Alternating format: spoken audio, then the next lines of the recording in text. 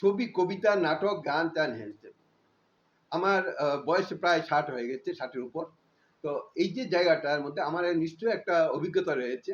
হ্যাঁ, আমি বলে দিচ্ছি যে আপনারা সবাই জানেন এবং আমি বহুবার বহু মিডিয়াতেও বলেছি এবং সমস্ত কিছুর মধ্যে আমি আমার বইয়ের মধ্যেও বহুবার বলেছি যে আমি স্কুল পাস করতে পারিনি।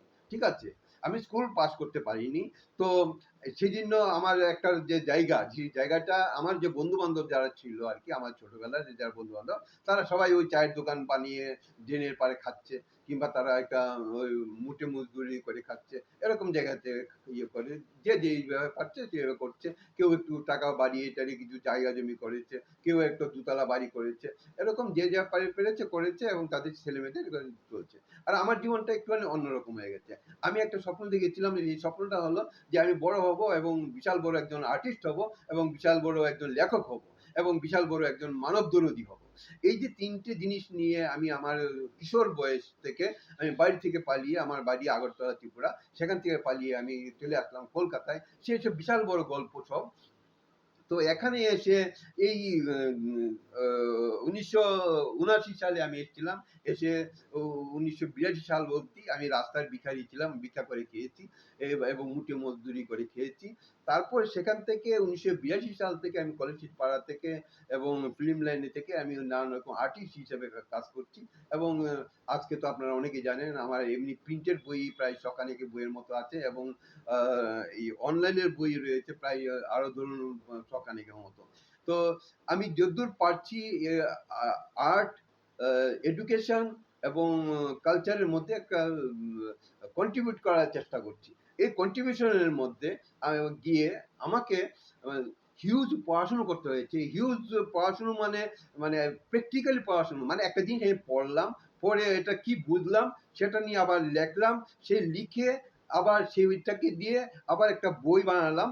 বই বানিয়ে আবার মার্কেটে প্রকাশক দিলাম এবং প্রকাশকরা ইয়ে করলো এবং মানুষ সেটা গ্রহণ করলো।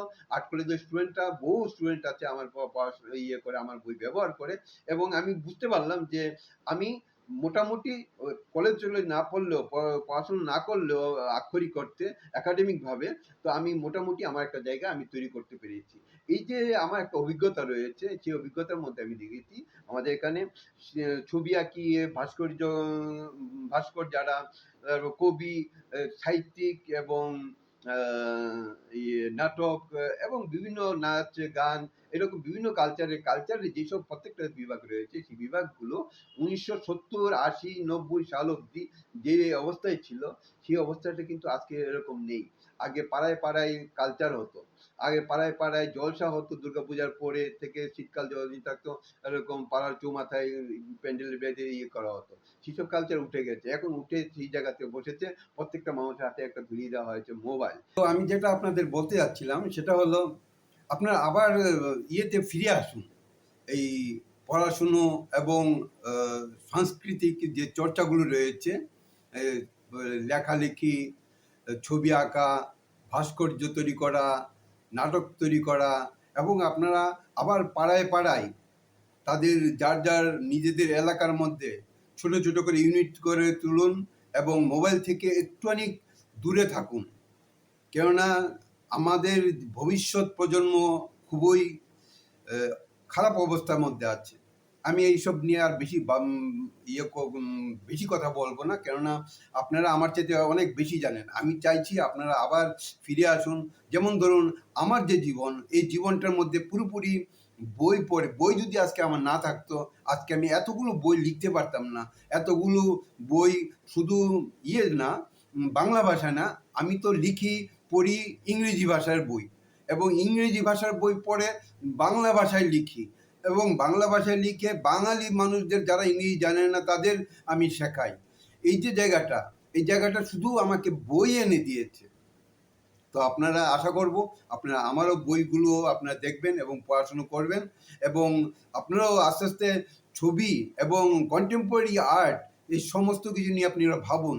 কন্টেম্পোরারি পোয়েট্রি, কন্টেম্পোরারি নাটক এই সমস্ত কিছু যে সমসাময়িক অবস্থা চলছে সেই সমসাময়িক অবস্থাটা কী সেগুলোই শিখুন, জানুন এবং ইয়ে করুন, পারফরমেন্স করুন। সবচেয়ে বড় কথা হলো আপনাকে শিল্প সংস্কৃতির জায়গার মধ্যে যদি স্টেম মারতে হয়, মানে নিজের প্রতিষ্ঠা চান, তাহলে কিন্তু সমস্ত গ্লোবাল অবস্থাটা না জেনে, আপনার পজিশনটা না জেনে আপনি কিন্তু আপনার কন্ট্রিবিউশনটা দিতে পারবেন না। তো আমি আমার কন্ট্রিবিউশনের জন্য আমি লেটেস্ট যেটা আমি আমার বই প্রকাশ করেছি, যে বইটা কন্টেম্পোরারি আর্টের স্টুডেন্টদের জন্য খুবই দরকারি বই, সেই বইটা আপনারা দেখুন।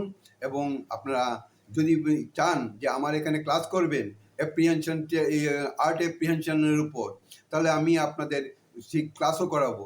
তার জন্য আমার ফোন নাম্বার রয়েছে, যোগাযোগ করবেন। নমস্কার রাখবেন।